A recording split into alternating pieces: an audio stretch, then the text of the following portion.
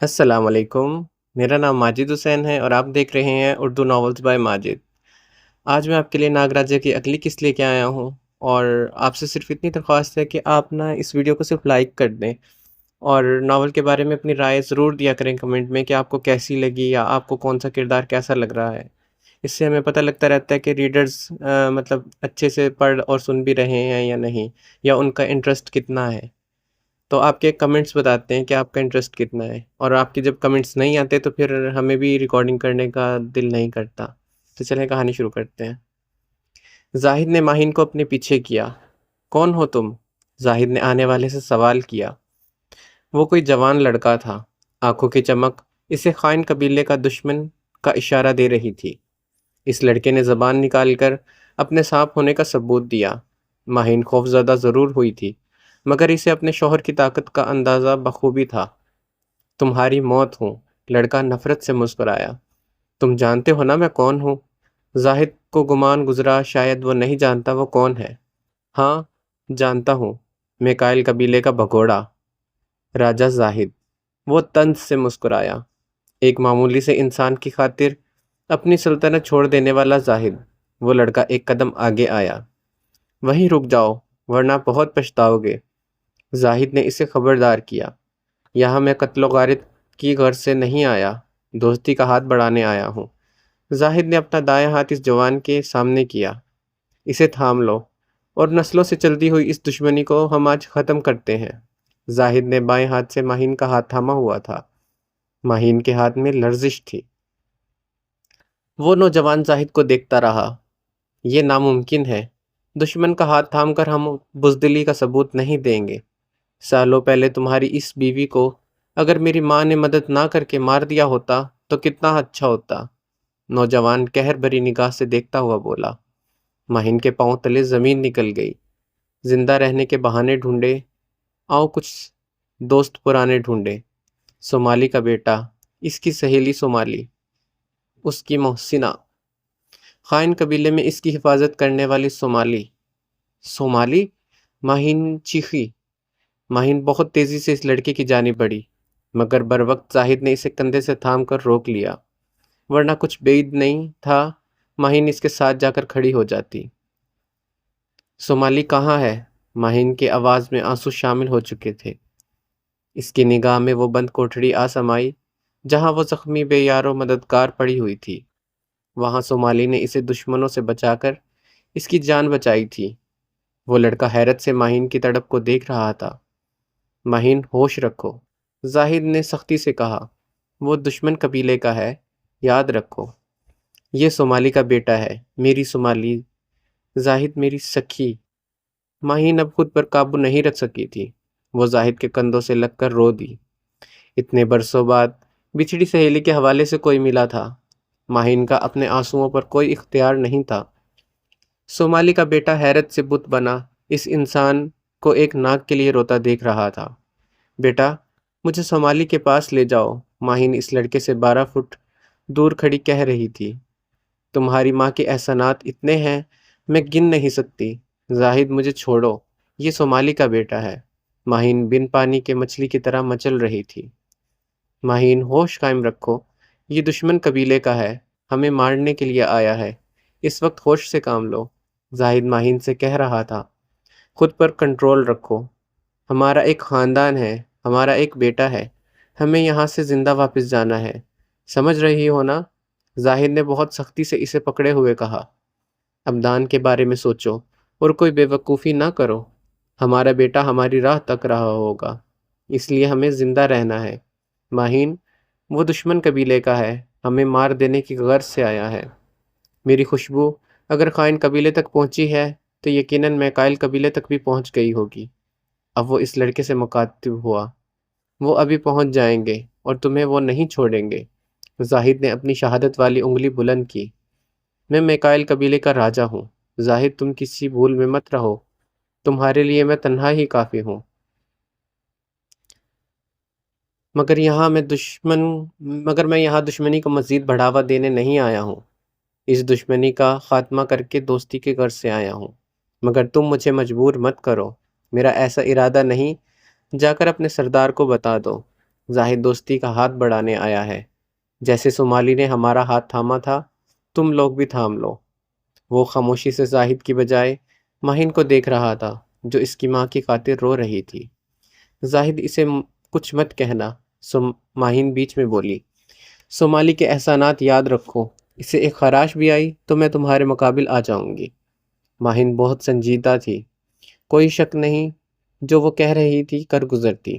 بیٹا، تمہاری ماں کہاں ہے؟ اسے کہو ماہین اسے ملنے آئی ہے، پلیز مجھے اس کے پاس لے جاؤ۔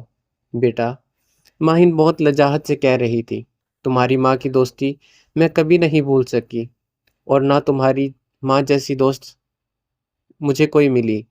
صومالی نے اپنی جان ہتھیلی پر رکھ کر میری مدد کی، میں نے زندگی کے ہر موڑ پر اسے یاد کیا۔ ماہین دوبارہ رو دی۔ ماہین نے قدم آگے اس کی جانب بڑھایا۔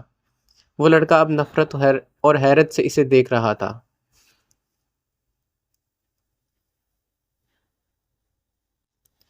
ماہین، اگر ایک قدم بھی تم اس کی طرف بڑھایا تو میں اسے مار ڈالوں گا۔ زاہد نے ماہین کو اپنی طرف کھینچا۔ وہ تمہاری جان لے لے گا، سمجھو اس بات کو۔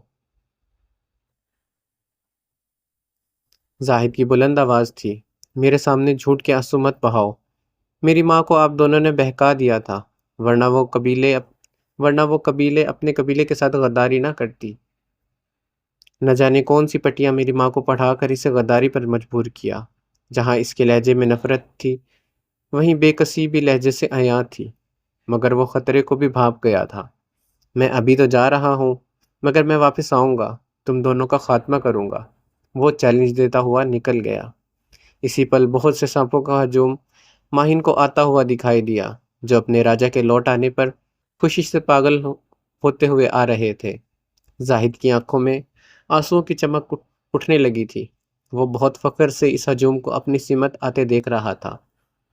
ابدان ماما ڈیڈی کے جانے کے بعد بہت افسردہ ہو گیا تھا۔ اپنی ماں کے بغیر وہ رہ نہیں سکتا تھا۔ ماں کے ساتھ وہ بہت اٹیچ تھا۔ ماہین بھی اسے خود سے جدا نہیں کرنا چاہتی تھی۔ زاہد کا رویہ اس کے ساتھ دوستوں کی طرح تھا، تبھی ابدان کو کسی اور دوست کی ضرورت محسوس نہیں ہوئی۔ وہ اداس سا اپنے کمرے میں لیٹا ہوا تھا۔ پھر اچانک ہی ذہن کے پردے پر ماما اور ڈیڈی ابھر آئے۔ ایک سانپ انسانی شکل میں ان کا راستہ روکے ہوئے انہیں للکار رہا تھا۔ ابدان یہاں اپنے کمرے میں لیٹا سب کچھ دیکھ رہا تھا۔ پھر دیکھتے ہی دیکھتے بہت سے سانپ ان کے گرد آنے لگے، اور زاہد بہت محبت سے انہیں دیکھ رہا تھا۔ اس کے بعد ذہن کی سکرین بلینک ہو گئی۔ نانو اسی وقت کمرے میں آئی۔ ابدان، کیوں اکیلے لیٹے ہو بیٹا؟ نانو کی تو جان ابدان میں قید تھی۔ نانو ویسے ہی۔ نانو کو دیکھ کر وہ اٹھ بیٹھا اور اداسی سے مسکرا دیا۔ ماہین کے بغیر اداس ہونا۔ نانو اس کے ساتھ بیڈ پر بیٹھ گئی۔ ابدان نے نانو کی گود میں سر رکھ لیا۔ ماما کے بغیر گھر میں دل نہیں لگتا۔ ابدان آنکھیں موند چکا تھا۔ ہاں، جب ماہین کی شادی ہوئی، میں اور تمہارے نانا ایسے ہی خالی گھر میں بولائے بولائے پھرتے تھے۔ زاہد ہمیں کہتا بھی تھا ہمارے ساتھ رہو، مگر تمہارے نانا نہیں مانتے تھے۔ جب ایک بار ان کی طبیعت ناساز ہوئی، پھر ماہین نے ان کی ایک نہیں سنی اور یہاں لے آئی۔ ایک اولاد تھی، اس کی یاد بھی ایسے ہی آتی تھی۔ تمہارے نانا اور میں ایک دوسرے سے چھپ چھپ کر روتے تھے۔ نانو بول رہی تھی، اس بات سے بے خبر کہ وہ ممتا کے آغوش پا کر سو چکا تھا۔ نانو کو احساس ہوا تو ابدان کے بالوں میں انگلیاں پھیرتی رہی، اور پھر آہستہ سے اس کا سر تکیے پر رکھ کر باہر آ گئی۔ نانو باہر لان میں نانا کے ساتھ آ بیٹھی۔ ماہین کو کال کی؟ بابا نے طاہرہ سے پوچھا۔ ماہین کہہ رہی تھی وہاں سگنل نہیں ہوں گے، لیکن پریشان نہیں ہونا، کہیں سے کال کر لے گی۔ نانو نے گیٹ کھلتا دیکھ کر کہا۔ آنے والی شخصیت کو دیکھ کر نانو مسکرا اٹھی۔ آنے والی سومی تھی، ان کے جیٹھ کی بیٹی۔ ماما بابا دونوں پرجوش سے اٹھ کھڑے ہوئے۔ سومی بے تاب سی ماما کے گلے آ لگی۔ کیسی ہیں آپ چچی جان؟ سومی محبت سے بولی۔ ہم ٹھیک ہیں، آپ کیسی ہو؟ ماما خود سے لگائے پوچھ رہی تھی۔ اللہ کا کرم ہے چچی جان۔ تینوں لان میں رکھی کرسیوں پر بیٹھے ہوئے تھے۔ سومی اکیلی آئی تھی۔ سومی اکیلی کیوں آئی ہو؟ بابا نے سوال کیا۔ چچا جان، بابا کی طبیعت خراب ہے، وہ آپ لوگوں کو یاد کر رہے ہیں، میں اسی لیے آپ لوگوں کو لینے آئی ہوں۔ سومی کا چہرہ پریشان لگا۔ کیا ہوا بڑے بھائی کو؟ بابا جان پریشان ہو اٹھے۔ انہیں بخار ہوا ہے، بس اتنی ہی سی بیماری سے خوفزدہ ہو گئے ہیں، آپ کو بہت یاد کر رہے ہیں۔ ماہین کدھر ہے؟ اسے کہو وہ بھی ساتھ چلے، سومی نے گھر کی طرف دیکھتے ہوئے کہا۔ ماہین تو آج ہی باہر گھومنے پھرنے گئی ہے، وہ اور زاہد۔ ماما نے کہا ہم تمہارے ساتھ چلیں گے، میرا تو دل بھائی صاحب کے لیے بہت پریشان ہو گیا ہے، کافی دنوں سے ہم ان کی طرف جا بھی نہیں سکے۔ اچھا ہے اب مل آتے ہیں، ابدان کو بھی ساتھ لے چلیں گے، ماما اندر کی جانب آتی ہوئی بولی۔ کچن میں کام کرتی سغرا کو چائے بنانے کا کہا اور ابدان کے کمرے میں آئی۔ ابدان ابھی تک سو رہا تھا۔ نانو نے پیار سے ابدان کو جگایا۔ ابدان بیٹا اٹھ جاؤ، تمہاری سومی آنٹی آئی ہیں، آ کر مل لو۔ نانو نے ابدان کے بالوں میں انگلی پھیری۔ ابدان نے بمشکل آنکھیں کھولی۔ نانو سونے دینا، ابدان نے کروٹ بدل لی۔ بیٹا اٹھ جاؤ، سومی آئی ہے۔ اب ابدان نے آنکھیں کھول لی۔ کب آئی ہیں؟ جمائی کو منہ پر ہاتھ رکھ کر ابدان نے روکا۔ ابھی کچھ دیر پہلے آئی ہیں، تمہارے نانا کے بڑے بھائی کی طبیعت ناساز ہے، ہمیں لینے آئی ہے، تم بھی ساتھ چلنا۔ نانو پروگرام بنائے بیٹھی تھی۔ ہیں؟ میں بھی؟ ابدان نے اپنے سینے پر انگلی رکھی۔ نانو آپ لوگ جائیں، پیچھے گھر میں بھی تو کوئی ہونا، ایسے نوکروں پتر نہیں چھوڑ سکتے۔ ابدان کی بات پر نانو خاموش ہو گئی۔ ماما اور ڈیڈی آ جائیں پھر ان کے ساتھ آ جاؤں گا، اس طرح گھر اکیلا نہیں چھوڑ سکتا۔ ابدان کا انداز قطعی تھا۔ ہاں گھر تو نہیں چھوڑ سکتے، نانو سوچتے ہوئے بولی۔ چلو تم ماہین کے ساتھ آ جانا، ابھی ہمارا جانا ضروری ہے، وہ ہمیں یاد کر رہے ہیں، بیمار بھی ہیں، عجیب سے وسوسے انسان کو آنے لگتے ہیں۔ نانو اس کے پاس سے اٹھی۔ اور تم فریش ہو کر باہر آ جاؤ۔ جی نانو میں آ رہا ہوں، ابدان نے انہیں زیادہ دیکھ کر کہا اور اٹھ گیا۔ رات کو کھانا کھا کر ابدان انیکسی کی جانب ہی جا رہا تھا۔ ابدان کو اماویہ آتی ہوئی نظر آئی۔ ابدان وہیں رک گیا۔ اماویہ اس کے قریب چلی آئی۔ ابدان کا ماتھے کا نشان اسے دیکھ کر چمکنے لگا تھا۔ اماویہ کی نگاہ اس کے ماتھے پر ٹھہری تھی۔ میں آپ سے کچھ بات کرنا چاہتا ہوں، ابدان نے اس کے قریب آنے پر فوراً کہا۔ اماویہ تھم گئی اور سوالیہ نگاہ سے ابدان کو دیکھا۔ ابدان نے بازو باندھ رکھے تھے۔ میں آپ کی مدد کرنا چاہتا ہوں۔ ابدان کا انداز ایسا تھا جیسے وہ فیصلہ لے چکا ہو۔ کیسی مدد؟ اماویہ چونکی۔ پرستان میں لگائے گئے آپ کے الزام کو دھونے کے لیے۔ ابدان بہت سنجیدہ تھا۔ اماویہ یہ سن کر بے خیالی میں اسے دیکھے گئی۔ کیا اللہ نے میری مدد کے لیے اس فرشتے کو بھیجا ہے؟ اماویہ نے خود سے سوال کیا۔ مجھے بہت تکلیف ہو رہی ہے، ایک محل کی خاطر آپ کی بہن نے اتنی گھناؤنی چال چلی، میں آپ کے لیے ایسے 10 محل کھڑے کر دوں گا، مگر اس سے پہلے اس داغ کو میں ہمیشہ کے لیے مٹاؤں گا جو آپ کے دامن پر لگایا گیا ہے۔ میں جانتا ہوں آپ پاک دامن ہیں، اور یہ گواہی میں وہاں پرستان میں دوں گا اور ثابت کروں گا ثبوتوں کے ساتھ کہ کس طرح آپ کو پھنسایا گیا تھا۔ اماویہ کو ابدان کا چہرہ نظر آنا بند ہو گیا تھا۔ اس کی آنکھوں میں آنسوؤں کی چادر چھا گئی تھی۔ ایک دھند چاروں طرف تھی۔ زمین پر ایسا کوئی موجود تھا جو کہہ رہا تھا وہ اس کی پاک دامنی کی گواہی دے گا، جو پرستان والوں کو بتائے گا وہ بے گناہ تھی۔ اماویہ نے اپنے ہونٹوں کو سختی سے بند کر کے خود کو رونے سے روکا تھا۔ آپ روئیں مت، آپ روئیں مت، آپ کے بہتے آنسو میرے دل کو تکلیف دیتے ہیں۔ میں ان لمحوں کو سوچ کر کانٹوں پر گھسیٹتا جاتا ہوں جب آپ پر یہ قیامت توڑی گئی تھی، آپ پر اتنا غلیظ الزام لگایا گیا تھا، آپ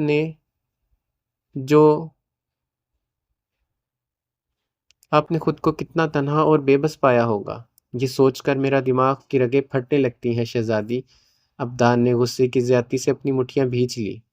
مگر ان کا حساب اب جلد لیا جائے گا، آپ مجھ پر بھروسہ رکھیں۔ اب آپ کے ہنسنے کے دن آئیں گے اور ظالموں کے رونے کے دن۔ ان آنکھوں میں اب دوبارہ میں آنسو نہیں آنے دوں گا۔ ابدان ایک قدم آگے بڑھ کر اماویہ کے قریب ہوا۔ اماویہ کے چہرے پر ایک لکیر کی صورت میں آنسو بہہ گئے۔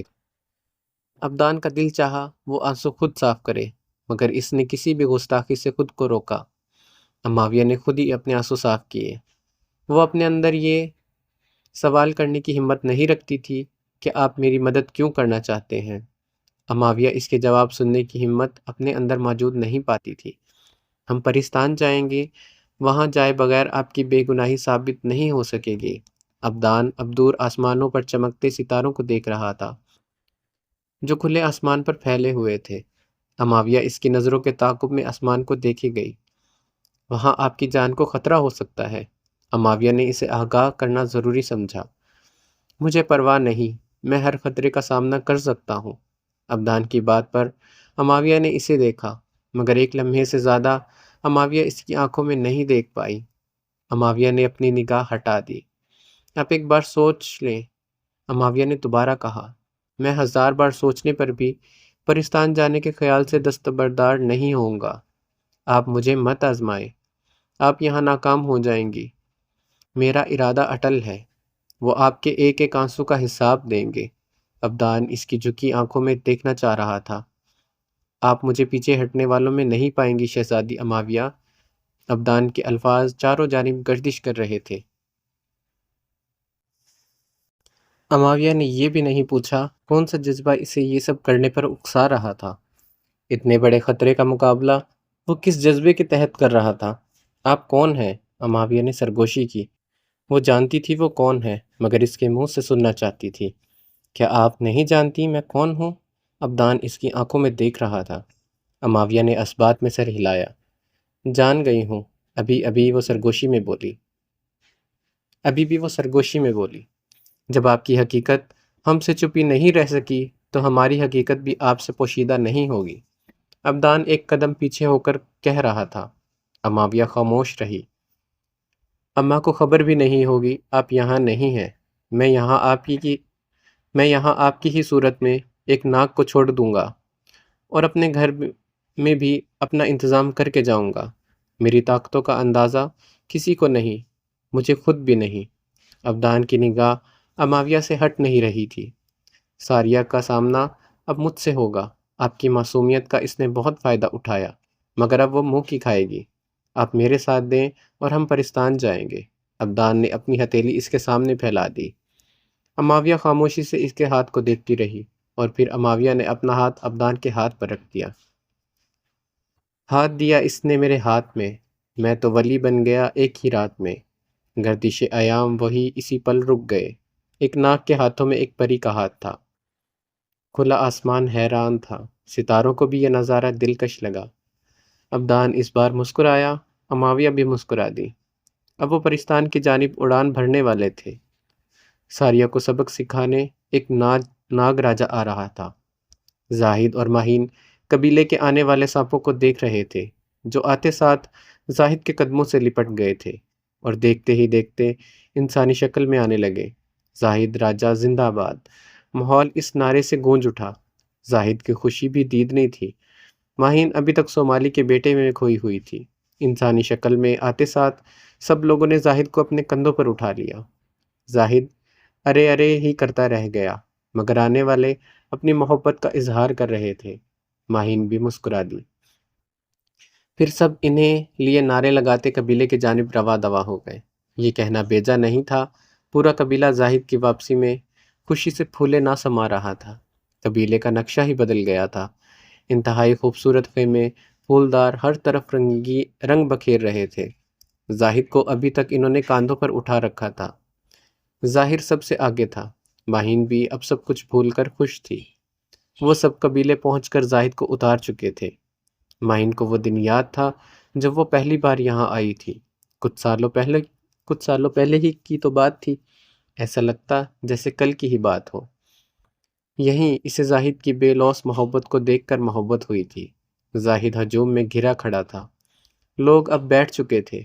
عورتیں اب دائروں کی صورت میں زاہد کے گرد کوئی لوک گیت اونچی آواز میں گا کر خوشی کا اظہار کر رہی تھی۔ ایک دائرہ ماہین کے گرد گھومنے لگا۔ ماہین کو یہ سب کچھ بہت اچھا لگا۔ اسے ایک پل بھی خوف محسوس نہیں ہوا۔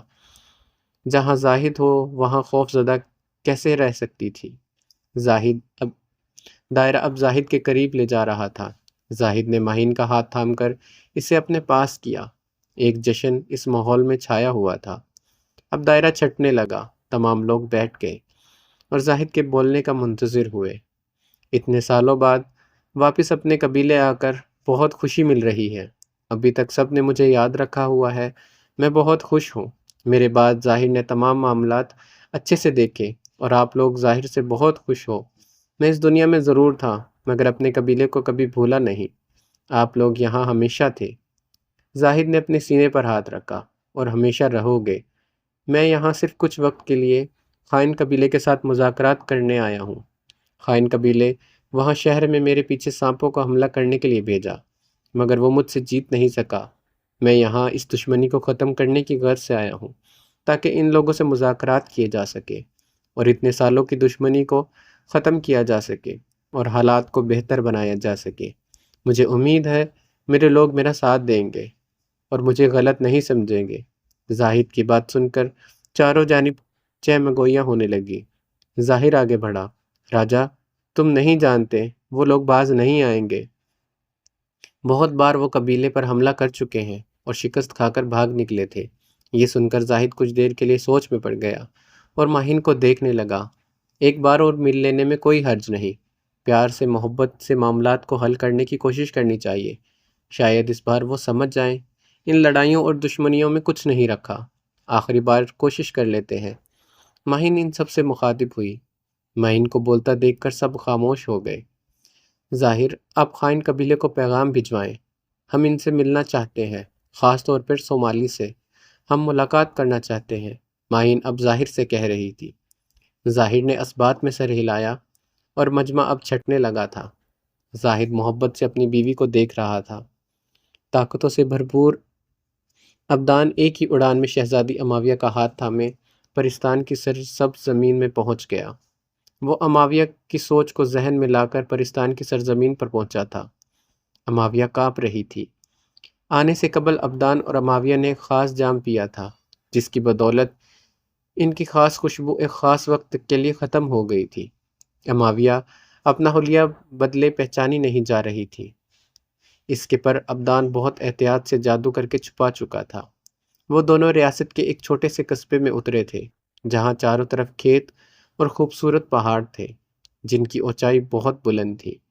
ایک طرف صاف پانی کی ندی بہہ رہی تھی، دوسری جانب کھجور کے درخت لگے ہوئے تھے اور ان کے آس پاس چھوٹے چھوٹے جھوپڑیوں کی صورت میں گھر بنائے گئے تھے جن کے دروازے سونے سے بنائے گئے تھے اور چھت چاندی سے آراستہ تھی۔ بہت خوبصورت منظر تھا۔ ابدان کچھ پلوں کے لیے اس خوبصورتی کو منہ کھولے دیکھ کر کھو ہی گیا۔ جب یہ ایسا ہے تو محل کیسا ہوگا؟ اماویہ اسے خاموشی سے نظاروں میں گم دیکھ رہی تھی اور اپنی ہنسی کو منہ پر ہاتھ رکھ کے چھپائے ہوئے تھی۔ ابدان نے محسوس تو کر لیا وہ اس کی حیرت پر ہنس رہی ہے مگر ابدان خوبصورتی سے باہر نکلنے کو تیار نہیں تھا۔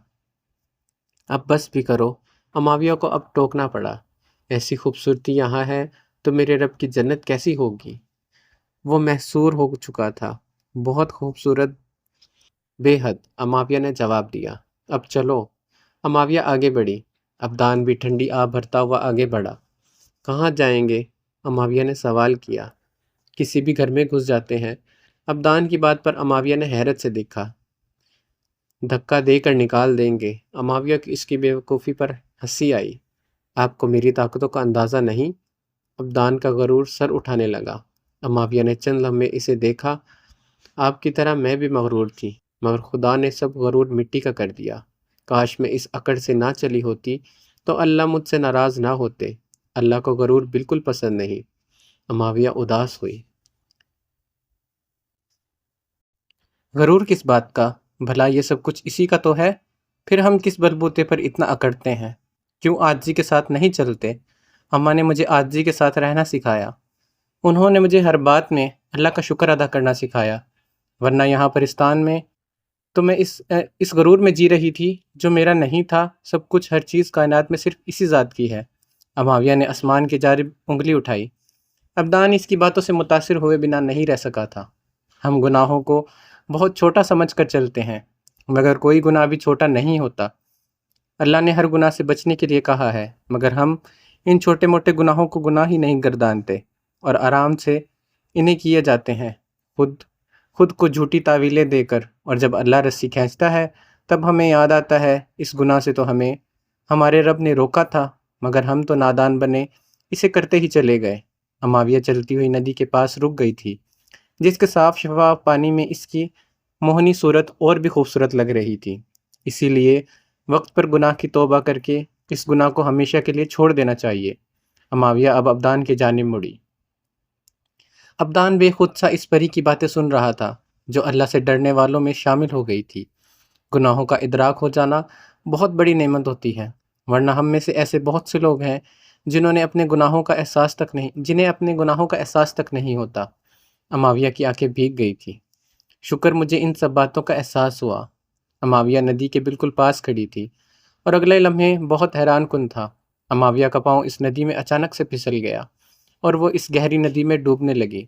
ابدان نے ایک لمحے کی تاخیر کیے بنا ندی میں چھلانگ لگائی۔ اماویہ اپنے ہاتھ پاؤں مار رہی تھی مگر اس کا منہ گہری ندی کے اندر تھا اور ایسا لگ رہا تھا کوئی طاقت اسے اس ندی میں دھکیل رہی ہے۔ اتنی سی دیر میں ندی کا پانی اماویہ کے منہ اور ناک میں جا چکا تھا۔ ابدان نے اسے کمر سے پکڑ کر اپنے سینے سے لگایا مگر اماویہ بے ہوش ہو چکی تھی۔ ابدان اپنے ساتھ لگائے اسے کنارے تک لایا اور اسے باہوں میں اٹھا کر ندی سے نکال لیا۔ اماویہ ابدان کے بازوؤں میں بے ہوش پڑی تھی۔ اماویہ کا سر ابدان کے سینے سے لگا ہوا تھا۔ اگر وہ ہوش میں ہوتی تو ضرور ابدان کے دل کی دھڑکن کی بے ترتیبی کو سن لیتی جو اسے اس طرح ندی میں گرتے دیکھ کر بے قابو ہو گئی تھی۔ اماویہ کا ایک ہاتھ نیچے لٹک رہا تھا۔ ابدان اسے لیے آگے نکلا۔ اسی پل ایک ادھیڑ عمر کی عورت ابدان کو آتی ہوئی نظر آئی۔ ایک بے ہوش لڑکی کو ایک لڑکے کے بازو میں اٹھائے چلے آ رہا تھا۔ کیا ہوا؟ عورت حیرت سے پوچھ رہی تھی۔ یہ ندی میں گر کر بے ہوش ہو گئی ہے۔ ابدان بہت پریشان تھا۔ میرے ساتھ چلو، میرے گھر، وہ عورت فوراً بولی۔ ابدان کو اور کیا چاہیے تھا؟ وہ بھی تیزی سے اس عورت کی تقلید میں اس کے گھر جا پہنچا۔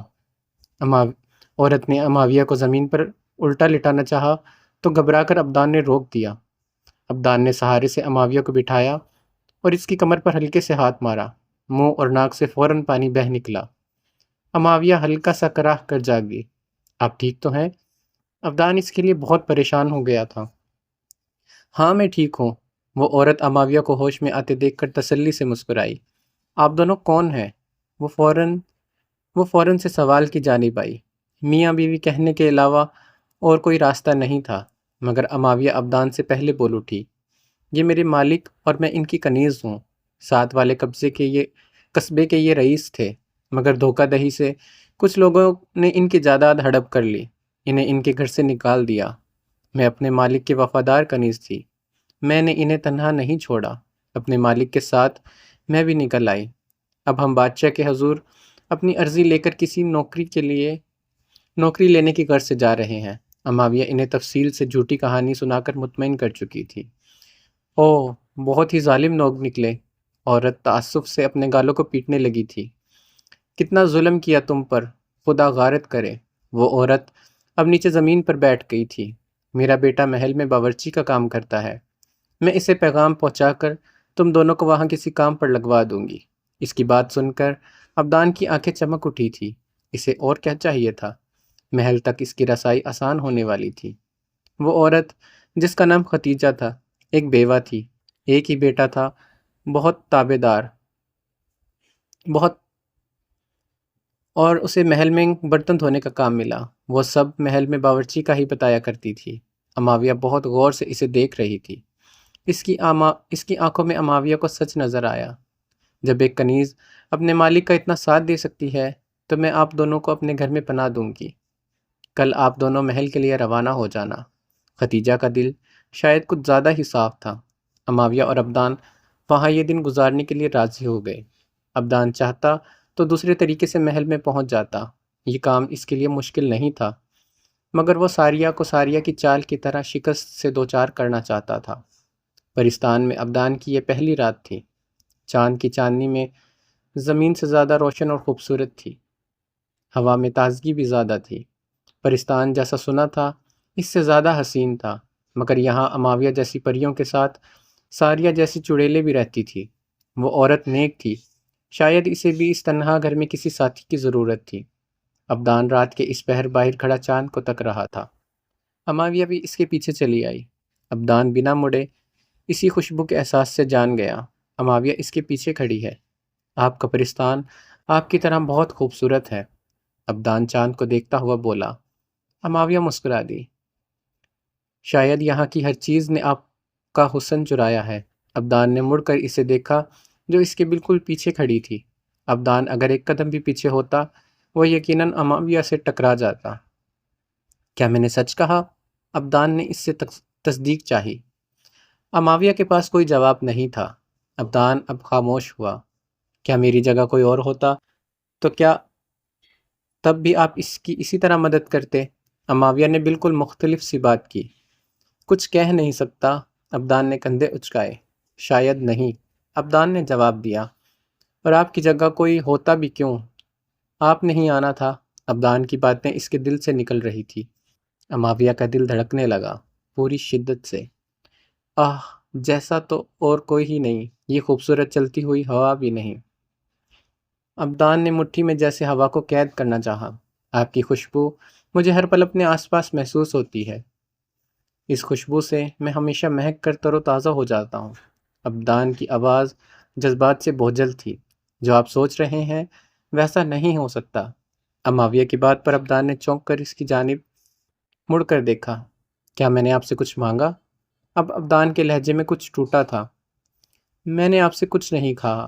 میرے جذبات آپ سے کوئی سوال آج تو کیا کبھی بھی نہیں کریں گے۔ یہ میرے جذبات ہیں، آپ پر کوئی زبردستی نہیں۔ محبت دینے کا نام ہے۔ میں اس محبت میں اپنا سب کچھ قربان کر دینا چاہتا ہوں۔ بدلے میں اور کچھ نہیں مانگتا، بس ایک خواہش ہے آپ کا کھویا ہوا وقار واپس مل جائے۔ آپ جب مسکرائیں، آپ کے ان حسین لبوں کے ساتھ آپ کی خوبصورت آنکھیں بھی ہنسیں، یہ اداس نہ رہیں۔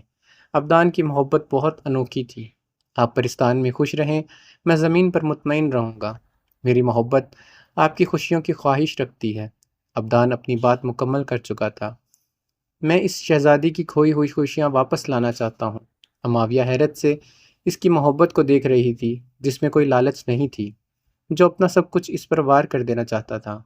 یہ محبت کی کون سی سیڑھی تھی جس پر وہ کھڑا تھا؟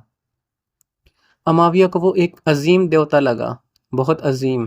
معاویہ کا دل اس کی محبت کو دیکھ کر دھڑک اٹھا، جو اتنے خطرے میں اس کی خاطر کودا تھا۔ کیا آپ کوئی دیوتا ہیں؟ معاویہ نے دل میں آیا سوال پوچھ ڈالا۔ شاید اس محبت نے مجھے دیوتا بنا دیا ہو، ابدان آہستگی سے بولا۔ معاویہ اسے دیکھے گئی۔ دونوں بہت دیر تک خاموش رہے۔ آپ میری فکر نہ کریں شہزادی، اور نہ ہی کچھ سوچیں۔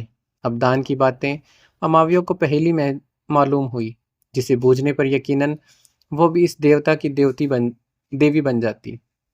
ہم دونوں الگ لوگ ہیں، ندی کے دو کنارے جو ایک ساتھ بہتے ضرور ہیں مگر ایک کبھی نہیں ہوتے۔ ہماری کہانی بھی یہی ہے۔ ہم مختلف سمت دوڑتی ہوئی مخلوق ہیں جن کی منزل الگ الگ ہے۔ ہم کبھی ایک نہیں ہو سکتے۔ معاویہ کی آواز میں آنسوؤں کی آمیزش تھی۔ وہ اپنے دل کا گلا گھونٹتی ہوئی واپس مڑی۔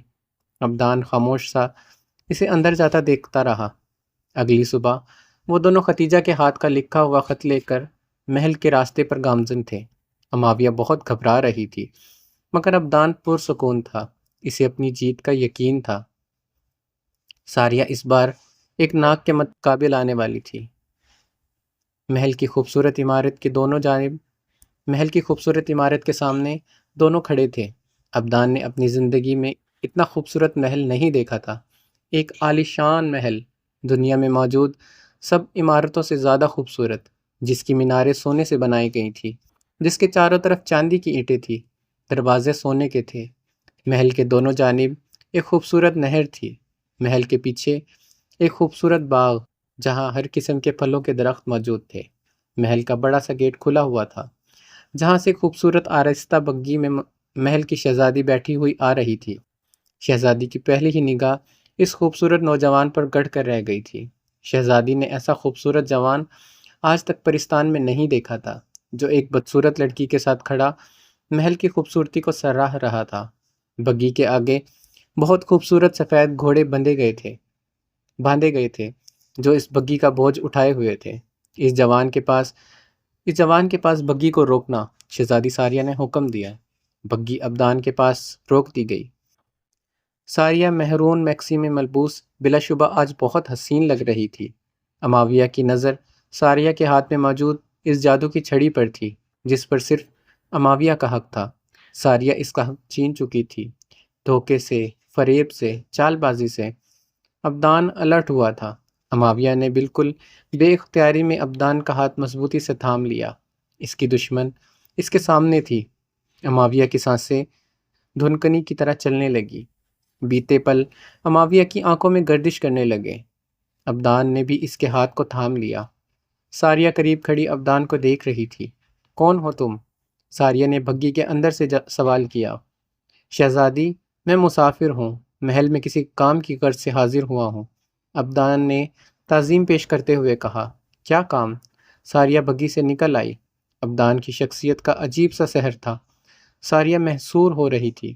عجیب سی خوشبو تھی، کوئی جادو تھا جو اس پر چھانے لگا تھا۔ میرے پاس کوئی کام نہیں، کام کی غرض سے آیا ہوں، ابدان عاجزی سے بولا۔ ساریہ اسے دیکھے گئی جو نظر جھکائے کھڑا تھا۔ ساریہ کی نگاہ ساتھ کھڑے وجود پر پڑی نہیں، وہ تو ابدان میں گم تھی۔ تم محل میں آؤ، ساریہ نے اسے حکم دیا اور خود بگی میں ایک شان کے ساتھ بیٹھ گئی۔ اماویہ کا ہاتھ ابھی تک ابدان کے ہاتھ میں تھا۔ محل کے اندر چلو، ساریہ نے حکم دیا۔ ابدان بہت بڑا دروازہ عبور کر کے محل کے اندر داخل ہوا۔ ابدان محبوط سا محل کو دیکھ رہا تھا۔ چاروں طرف سبزے میں گھرا ہوا محل، سبز محل، مخملی گھاس، خوبصورت محراب، فرش پر ایسی سنگ مرمر جس کی خوبصورتی کو بیان نہیں کیا جا سکتا۔ داخلی دروازے کے ساتھ خوبصورت پودے جن پر بہت پیارے پھول لگے ہوئے تھے۔ اس سے آگے قالین بچھائی گئی تھی۔ ابدان محل کے اندر داخل ہوا۔ راہداری سے آگے ایک بہت بڑا ہال تھا جہاں جدید طرز کی بہت بڑی کرسی رکھی گئی تھی۔ اماویہ یہ سب کچھ دیکھ چکی تھی۔ ابدان شرد تھا، اسے کسی فلم کا سیٹ لگا، مگر فلم سیٹ میں بھی اتنی خوبصورت نہیں ہوتی جو یہاں تھی۔ ابدان اس بڑی سی کرسی کے سامنے کھڑا اسے تک رہا تھا۔ ہال میں سیڑھی بنا کر وہ کرسی رکھی گئی تھی۔ ابدان نے ابھی تک اماویہ کا نازک ہاتھ تھام رکھا تھا اور نہ اماویہ نے وہ ہاتھ چھوڑوایا۔ وہ دونوں ابھی تک کھڑے ہی تھے کہ ساریہ غرور سے گردن اٹھائے کرسی پر آ کر بیٹھ گئی۔ اس کے ساتھ دو کنیزیں ابھی تک اس کی کرسی کے دائیں بائیں کھڑی تھیں۔ کیا نام ہے تمہارا؟ وہ ابدان کو دیکھ رہی تھی۔ شہزادی، میرا نام ابدان ہے، ابدان نے سر جھکائے کہا۔ یہ تمہارے ساتھ کون ہے؟ ساریہ نے نظر تیرچی کر کے اماویہ کو دیکھا جو بہت سانولی اور دانت اس کے آگے کو تھے۔ یہ میری بیوی شہزین ہے، ابدان نے بہت مضبوط لہجے میں کہا۔ اوہ! ساریہ نے ہونٹوں کو سکیڑا اور وہ سوچ میں ڈوب گئی۔ ہم تمہیں یہاں کام دیتے ہیں، ہمیں ایک وفادار وزیر کی ضرورت ہے جس پر ہم اندھا اعتماد کر سکیں، جو ہماری خاطر کسی بھی خطرے میں کود جائے، جو ہمارے راز کو راز رکھے۔ ساریہ کی بات پر اماویہ نے اسے چونک کر دیکھا۔ آپ ہمیں وفادار پائیں گی، ابدان نے سینے پر ہاتھ رکھ کر تھوڑا جھک کر کہا۔ تمہاری بیوی کو بھی ہم کچن کے کاموں میں جگہ دے دیں گے، مگر کام صحیح اور درست ہونا چاہیے، ورنہ سزا کڑی سے کڑی دی جائے گی۔ ساریہ نے اماویہ کو کافی ناپسندیدگی کی نگاہ سے دیکھا۔ اس قدر خوبصورت شوہر، اتنی ہی بدصورت بیوی۔ ساریہ نے جھرجھری لی۔ شہزادی، میں بہت اچھے سے تمام کاموں کو انجام دوں گی، اماویہ نے اسے یقین دلایا۔ دیکھتے ہیں، مگر یاد رکھنا اگر تم نے کوئی کوتاہی برتی، سزا دیتے وقت میں رحم نہیں کروں گی۔ ساریہ کا انداز بہت بے رحمی لیے ہوئے تھا۔ آپ کو اس کا موقع نہیں ملے گا شہزادی، اماویہ نے تعظیم دی۔ ٹھیک ہے، تم دونوں کو کام کی عرضی لکھ کر دے دی جائے گی۔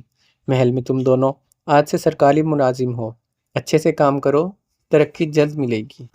ساریہ اب کرسی سے اٹھ کھڑی ہوئی۔ ان دونوں کو ان کی جگہ دکھا دو، ساریہ نے ایک کنیز کو حکم دیا۔ کنیز ان دونوں کی جانب آئی اور ان کے ہمراہ ان کو ٹھکانے پر لے گئی۔ ٹھکانہ کیا تھا؟ ایک کمرہ تھا جہاں بہت سی لڑکیاں تھیں۔ انہی کے ساتھ اماویہ کو رہنا تھا۔ اماویہ نے کبھی نہیں سوچا تھا اپنے ہی محل میں اسے اس طرح رہنا پڑے گا۔ انسان جو نہیں سوچتا اکثر وہی ہو جاتا ہے۔ اماویہ اسی دور سے گزر رہی تھی۔ ماہین اور زاہد اسی نہر کے پاس کھڑے تھے جہاں وہ سالوں پہلے آیا کرتے تھے۔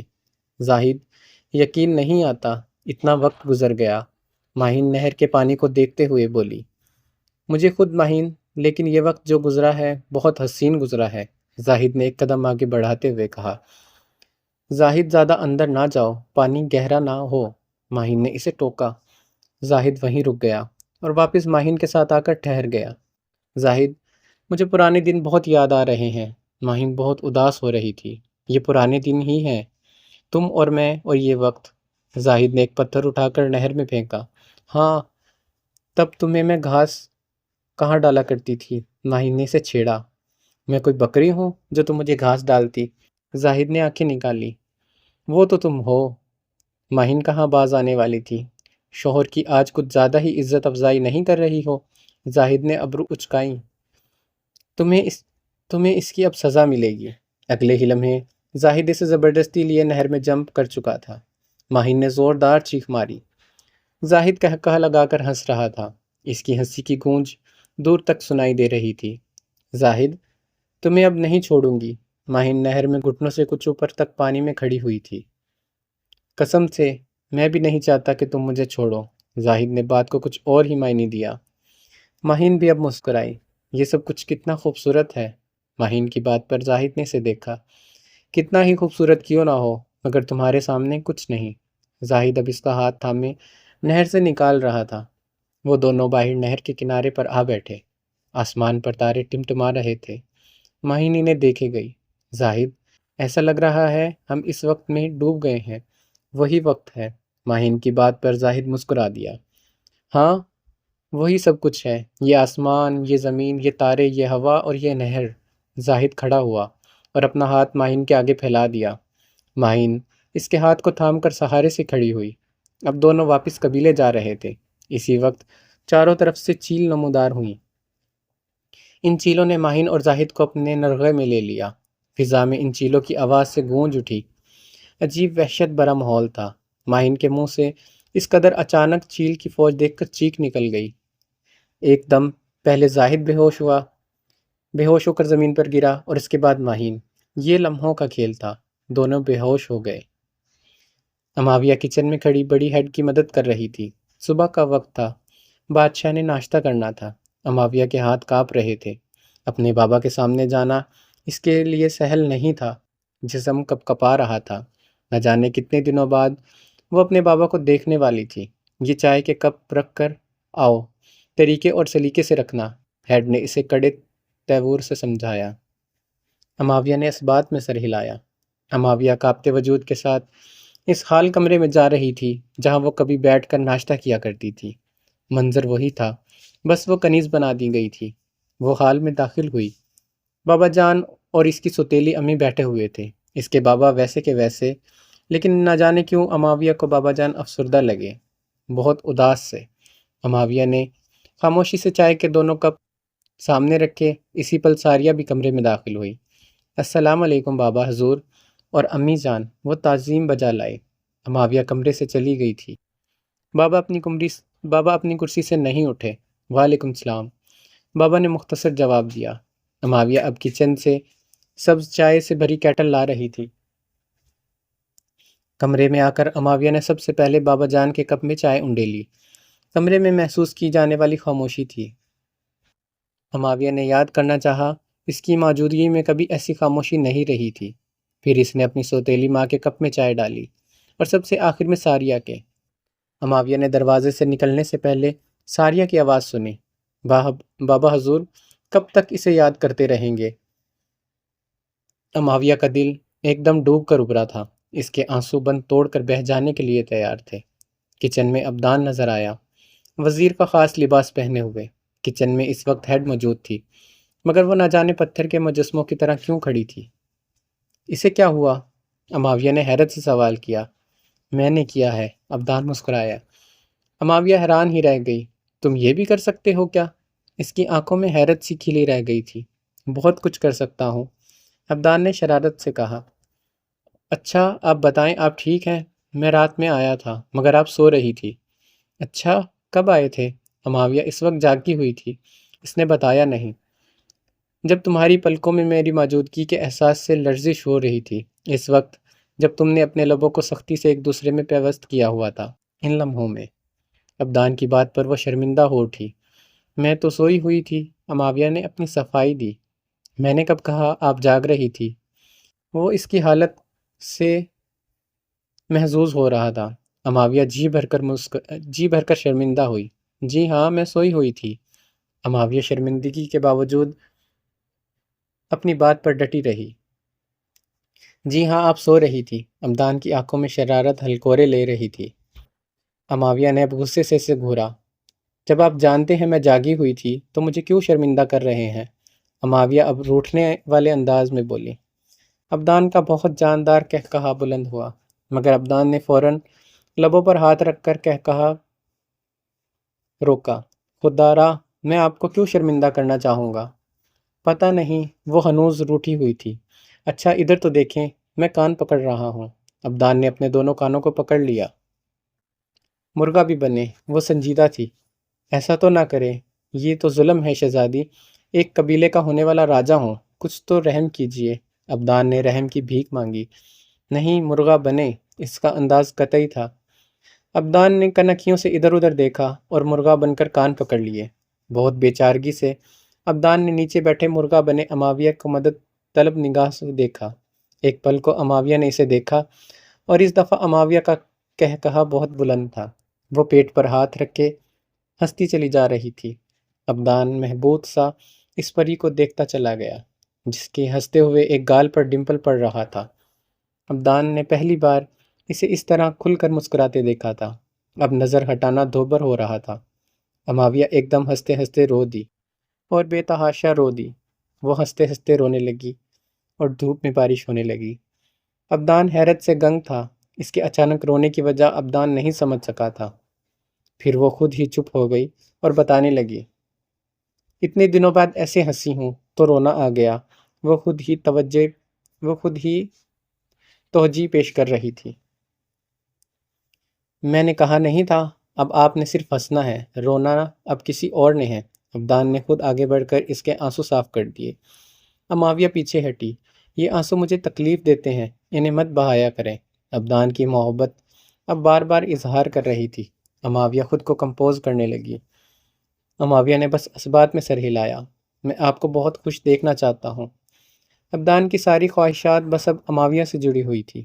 اماویہ خاموش رہی، اس کے پاس کوئی جواب نہیں تھا۔ اچھا یہ بتائیں، محل کی صورتحال کیا ہے؟ وہ اصل بات کی جانب آیا۔ ابھی بابا کو ناشتہ دے کر آئی ہوں۔ بابا میرے نہ ہونے پر بہت اداس ہیں، شاید مجھے یاد کرتے ہیں۔ اماویہ نے خیال ظاہر کیا۔ ہاں ہو سکتا ہے، عبدان نے کچھ سوچتے ہوئے کہا۔ ساریہ نے مجھے ابھی طلب نہیں کیا۔